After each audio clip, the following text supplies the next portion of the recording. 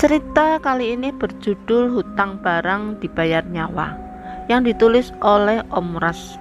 Follow akun beliau ya. Yuk sekarang kita tonton videonya. Acara pemilihan kepala desa baru itu berjalan lancar, meski keluarga kedua belah kubu sempat terlibat pertengkaran beberapa minggu sebelum pemilihan. Aku tidak peduli siapa yang menang, karena siapapun yang jadi kades pasti ujung-ujungnya sama saja, ujar Lodok. Lagi pula salah kita kalau berharap dengan mereka, Dok, ujar Tamrin sembari menyulut rokoknya. Ya, walau banyak perusahaan masuk ke daerah kita ini, tapi kita warga lokal masih banyak yang menganggur, bahkan tak jarang sampai berhutang untuk menyambung hidup. Itu disebabkan karena kita yang bodoh, tidak bersekolah sampai sarjana. Orang-orang seperti itu kan mencari karyawan yang berpendidikan. Walaupun kau berpengalaman, tapi pendidikanmu tidak tinggi, maka takkan ada harapan, sahut Roli. Pemilihan kades dimenangkan oleh Pak Dahni. Pak Dahni sendiri merupakan warga asli desa itu, namun dia sudah lama tinggal di kota dan hanya pulang sesekali. Namun sekitar setahun terakhir Pak Dani sudah kembali ke desa dan membuka usaha warung sembako di sana. Hingga kemudian Pak Dani ikut mencalon sebagai kades dengan visi misi untuk mensejahterakan desa. Pak Dani memang dikenal baik dan ramah, tapi tentu saja tak ada yang tahu Pak Dani akan menjadi pemimpin seperti apa jika dia sudah menjabat jadi kades nanti. Pada awalnya memang hampir semua warga dibantu untuk bekerja di perusahaan, namun itu tidak berlangsung lama, sebab pada gelombang kedua biasanya ada kesempatan besar-besaran untuk warga di setiap desa yang termasuk area perusahaan. Pak Dani beralasan kalau yang dicari perusahaan hanyalah orang-orang berskill khusus, dan para pelamar di desanya tidak ada yang memenuhi standar. Namun sebulan berselang setelah itu, orang-orang yang merupakan keluarga dan sebagian lagi para pendatang yang entah dari mana tiba-tiba mendapatkan pekerjaan. Dari banyaknya info, katanya orang-orang itu bisa masuk bekerja karena kades tersebut bersedia bertanggung jawab untuk mereka jika terjadi sesuatu. Intinya kades menjadi orang dalam bagi mereka yang bersedia membayar. Informasi itu tentu saja membuat warga kecewa. Tak sedikit pula dari mereka yang mengumpat dan memusuhi keluarga Pak Dani. Tapi tentu saja amarah warga tak membuat Pak Dani mundur. Kini sifat asli Pak Dani yang asli terlihat dengan sangat jelas. Bahkan bila ada yang berhutang dan tak bisa membayar, Pak Dani akan mempermalukan orang tersebut. Dan bagi mereka yang punya hutang pada Pak Dani, tak jarang juga merasa sangat kecewa, sebab total jumlah hutang yang ada di catatan Pak Dani dengan yang ada di warga sangat berbeda jauh.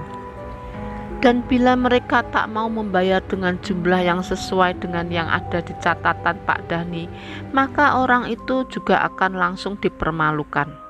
Hal itulah yang menimpa keluarga Awon.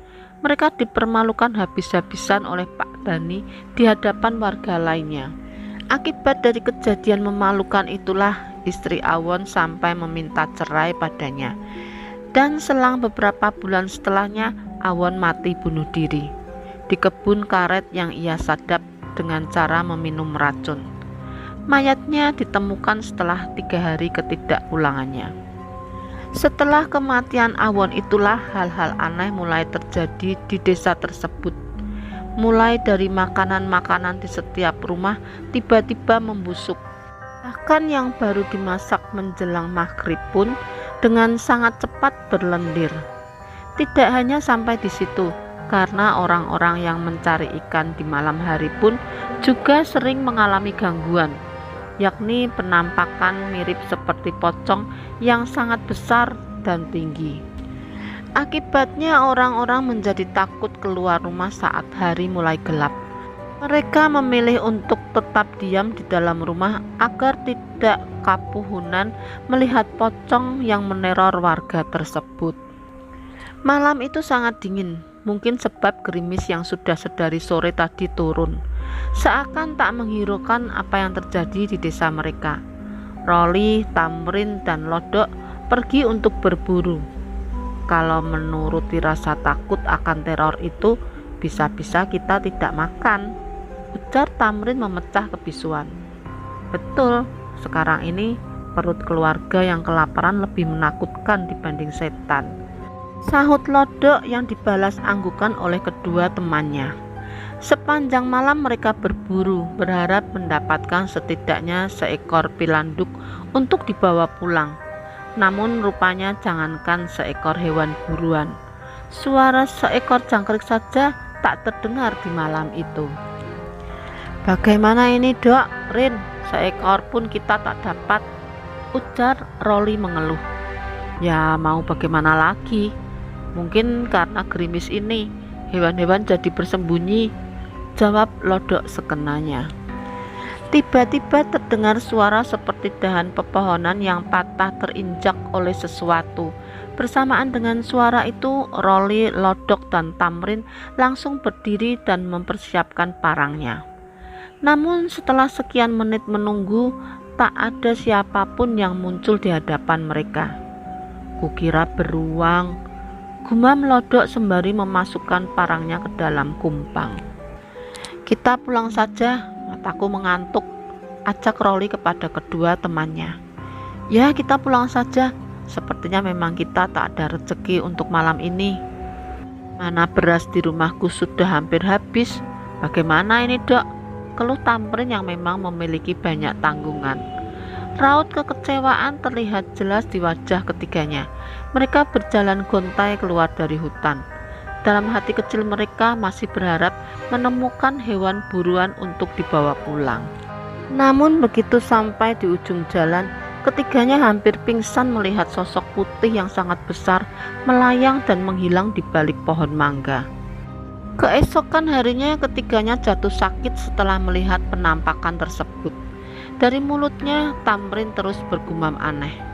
Seminggu kemudian setelah sehat, Roli, Tamrin, dan Lodok memutuskan untuk merantau guna mencari pekerjaan yang lebih layak dan penghasilan yang besar.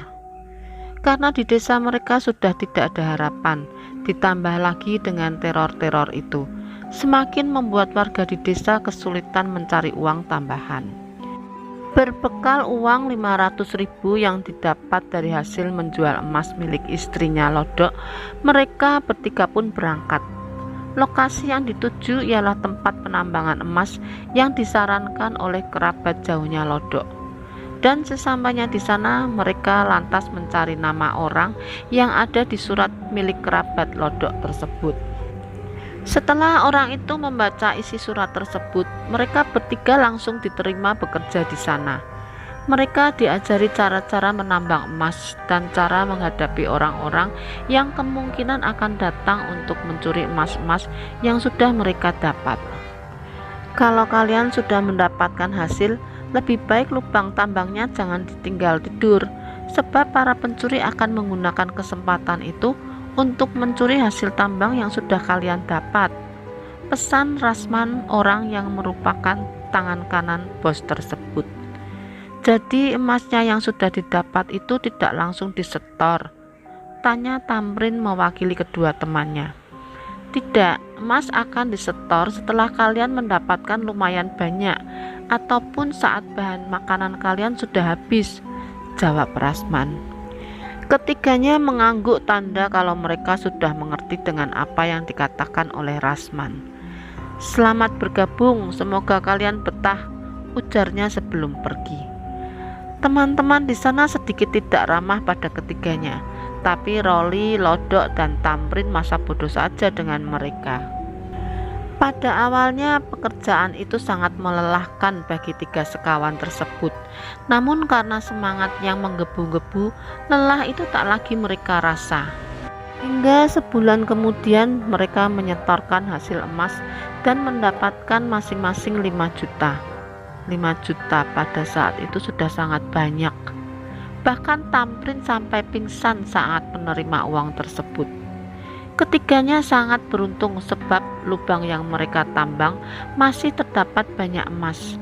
Jika terus menggali mungkin mereka akan mendapatkan lebih dari 5 juta per orangnya. Tapi karena persediaan makanan yang menipis, terpaksa mereka menyetor lebih awal.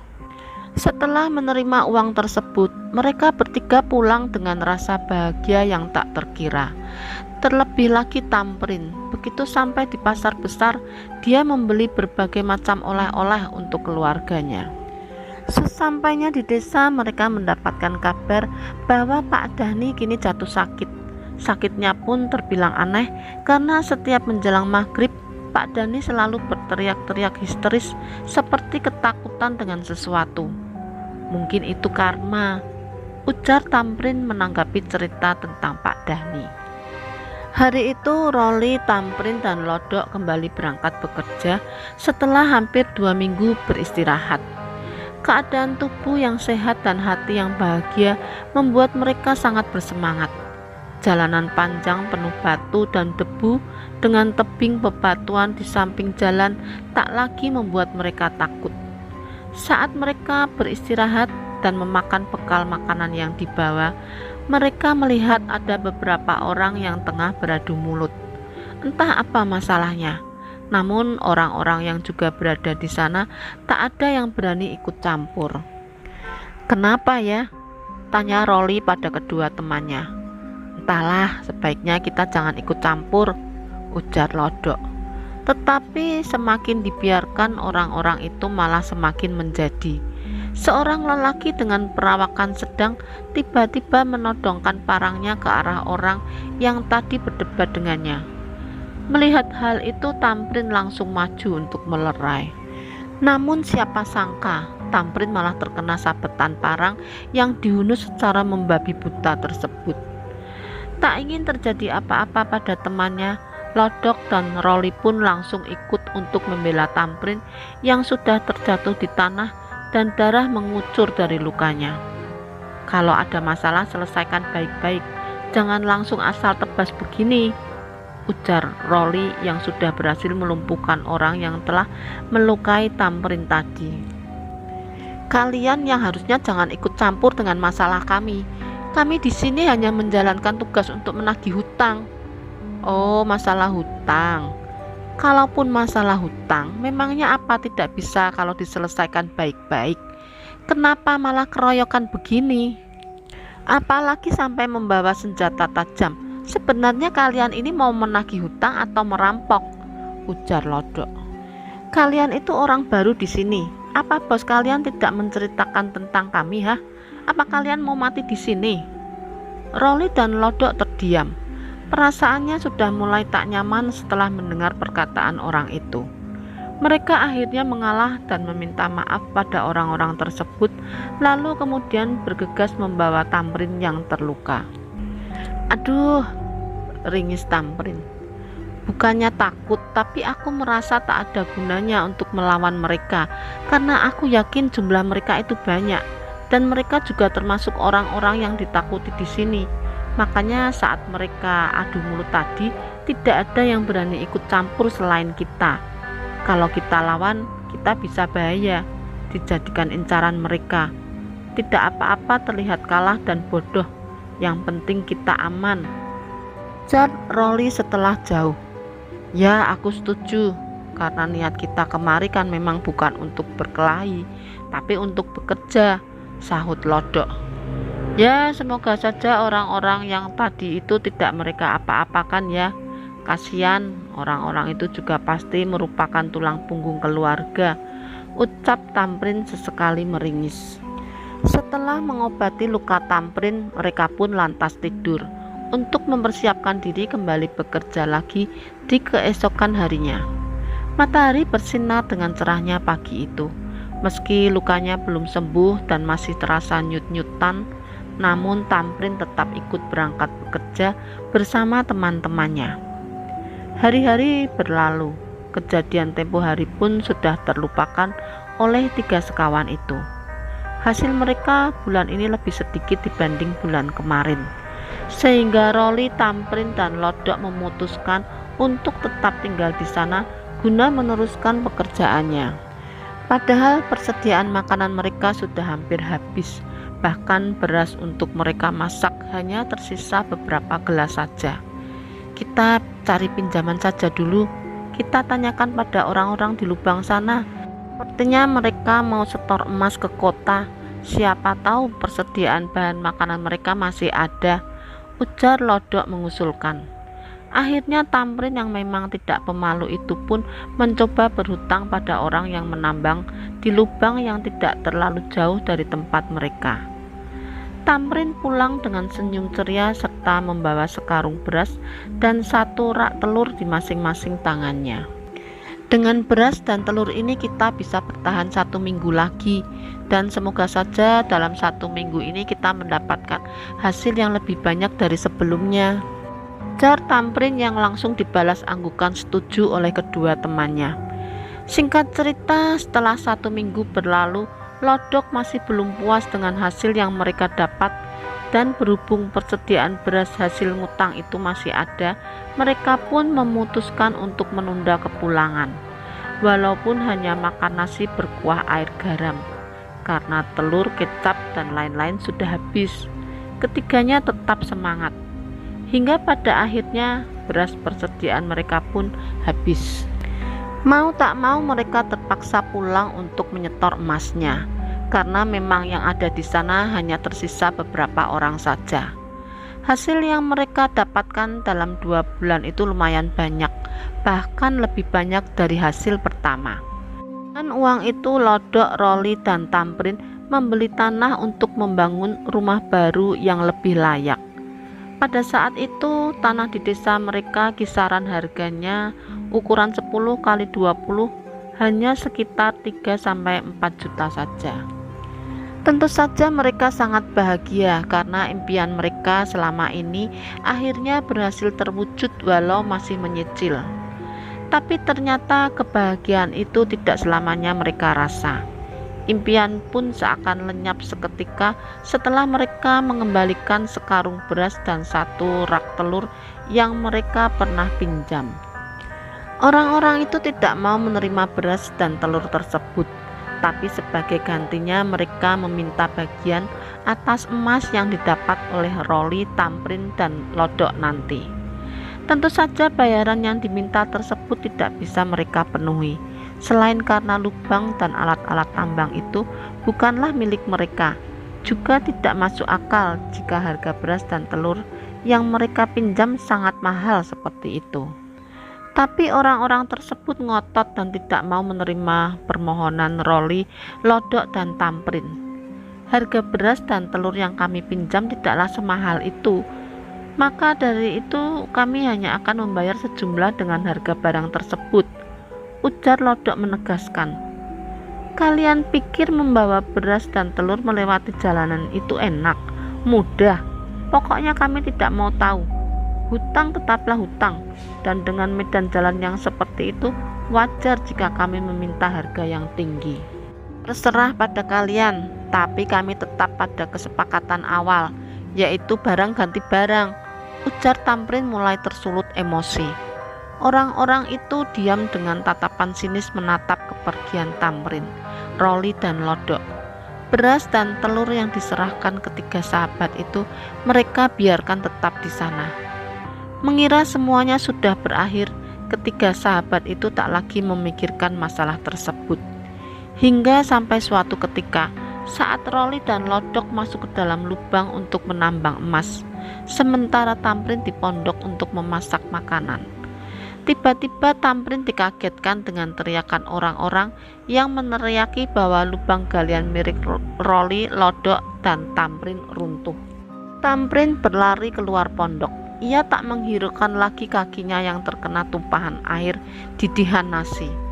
Dia berteriak histeris memanggil-manggil nama kedua temannya yang masih berada di dalam lubang yang sudah runtuh. Bari terus menggali tanah menggunakan kedua tangannya. Orang-orang di sekitar juga membantunya, kecuali orang-orang yang pernah meminjamkan mereka beras dan telur. Penggalian terus dilakukan selama 24 jam tanpa jeda. Namun Rolly dan Lodok tak juga berhasil dikeluarkan, sebab mereka berdua sudah berada lumayan jauh di kedalaman galian. Setelah 3 hari akhirnya keduanya berhasil dikeluarkan dengan keadaan yang sudah tidak bernyawa. Tamrin sangat terpukul dengan kejadian itu. Dia tak tahu apa yang akan dia sampaikan pada keluarga teman-temannya. Dan bagaimanakah respon keluarga teman-temannya itu jika mengetahui bahwa jasad keduanya tak bisa dipulangkan ke desa. Saat pemakaman itu Tamrin melihat orang yang pernah meminjamkannya beras dan telur tersebut tersenyum, seakan puas melihat pemakaman Rolly dan Lodok. Pada malam harinya, dengan hati yang masih kalut dan sedih, Tamrin berjalan ke arah pondok tempat orang yang meminjamkan bahan makanan itu tidur. Tanpa banyak basa-basi, Tamrin langsung mengayunkan parang yang dia bawa ke arah salah satu orang yang sedang tertidur itu, hingga menyebabkan luka serius pada bagian bahunya. "Kenapa kalian melakukan itu pada teman-temanku?" teriaknya membuat orang mulai berdatangan. "Siapa suruh kalian tak mau membayar hutang, ha? Kurang ajar, jadi benar kalian yang membuat lubang kami runtuh, ha?" teriak Tamrin. "Kau gila kah menuduh orang seperti itu, ha? Lubang galian runtuh itu memang sudah biasa di pertambangan emas seperti ini," jawab yang lainnya mengelak ketika orang-orang mulai berkumpul untuk melihat apa yang terjadi. Tamrin tak bisa menahan amarahnya. Dia mengayunkan parang itu ke arah orang-orang tersebut. Hanya ada 2 pilihan dalam pikirannya saat itu, yaitu mati menyusul kedua temannya atau membunuh semua orang yang telah menyebabkan teman-temannya mati. Namun apa yang terjadi tidaklah sama dengan apa yang dia pikirkan. Orang-orang itu berhasil melawannya sampai mengakibatkan sebelah tangan Tamrin yang memegang parang itu putus. Banyak yang mengatakan bahwa orang-orang itu hanya membela diri dan mereka tidak bersalah. Sementara itu Tamrin selamat, namun dia kehilangan sebelah tangannya. Kejadian itu sangat menyakitkan baginya untuk diingat. Terlalu mahal rasanya jika sekarung beras dan 1 rak telur dibayar dengan 2 nyawa teman-temannya. Jika Tamrin mengingat kejadian itu, dia merasakan dendam yang luar biasa pada orang-orang yang telah menyebabkan teman-teman seperjuangannya itu mati. Sampai kapanpun Tamrin tak akan pernah bisa memaafkan mereka atas kejadian yang telah menimpa kedua temannya. Sementara itu keadaan Pak Dhani semakin memburuk. Ia kini menjadi gila, mungkin karma atas apa yang telah dia lakukan pada warga. Sekian teman-teman, terima kasih yang sudah menonton. Jangan lupa di subscribe, like, dan komen ya, agar channel aku lebih berkembang. Terima kasih.